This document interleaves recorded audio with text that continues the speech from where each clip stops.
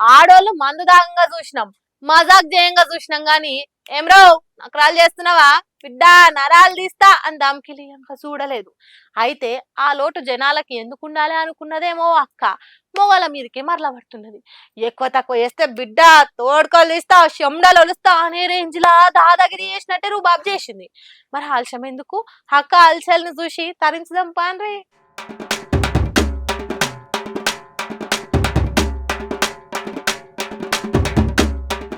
ఆహా ఎంతటి డెవలప్మెంట్ మహిళల్లా.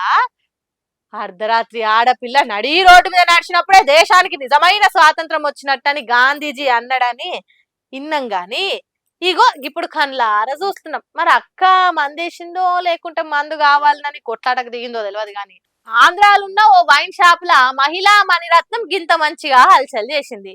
ఇంతగానం మొగోళ్ళకే చెమటలు పట్టించిన అక్క అక్కడితో నూకోకుండా ఉల్టా వైన్ షాప్ వాళ్ళ మీదనే కేసు పెట్టిందట.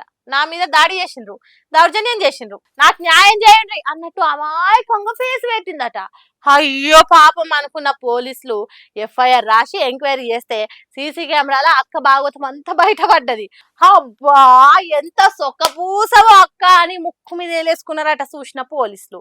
చూడుండ్రి కొంతమంది ఆడోళ్ళు ఎట్లా తయారైనరో, గిసోంటి ఆడోళ్ళు పెరిగిపోతే మొగోళ్ళు ఎట్లా బతకాలనో ఏమో. మొగోళ్ళు కూడా వాడకో ఊరుకో సంఘం పెట్టుకొని ఒకరినొకరు కాపాడుకునే రోజులు వచ్చేటట్టే కొడుతున్నాయి అని అంటుర్రు. ఈ అక్క గొప్పతనం చూసిన జనాలు